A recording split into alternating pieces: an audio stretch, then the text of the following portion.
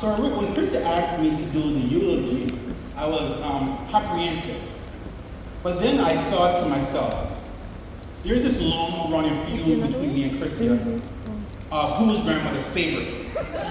So I said, if I do the eulogy, then I'm definitely going to be her favorite. So that's the reason why I decided to agree. So eulogy, as I was talking, is a little bit different in America than in Jamaica. So we spoke to the pastor, and the pastor told me to combine both traditions. So I'm going to be talking a little bit maybe longer than what you all may be used to who are here in Jamaica. For those in America, it's pretty normal. I want to start by welcoming the family, the friends, the visitors, the travelers, and thank them for being here. I thank everyone who took care of grandmother, wherever part of her stage of her life. I thank the pastor and the church for their wonderful hospitality. And in fact, it's the theme of hospitality I would like to talk about. And so I titled this eulogy, My Grandmother's Hospitality. My Grandmother's Hospitality. And I'll be anchoring this from the story of 18. Now I'm not going to read it, but so that's backdrop.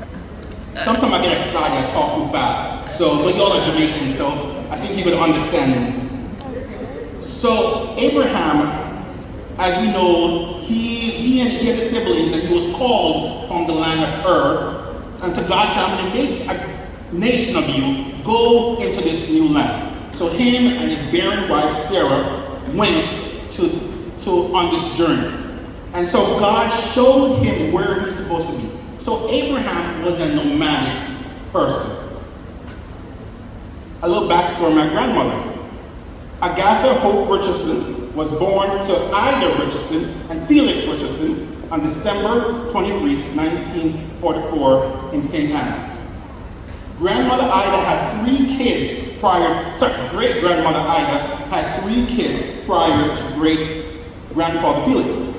Great-grandfather Felix had 1 kid prior to great-grandmother Ida. But together, they had Auntie James, happy early birthday. They had my grandmother, Auntie Alice, Auntie Vi, Auntie Gwen, and Uncle Errol, who's unfortunately passed away.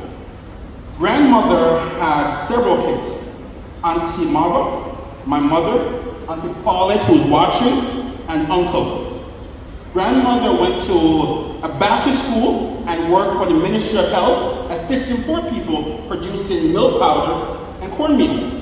And so grandmother also was nomadic. She traveled to several different places before she settled in Waterford. Now let's go back to Abraham. So in chapter 18 of Genesis, we see Abraham was just chilling at his tent. He was just chilling, then suddenly 3 visitors unexpectedly came up, unannounced.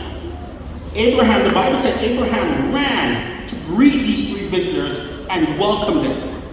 He immediately offered them food and was generous towards them. He washed their feet, he gave them the best meal to eat, and he did everything quickly. The text people say he was in a hurry. And so the first element of good hospitality is being willingness to serve others, including unexpected visitors, with your absolute best. My grandmother did that.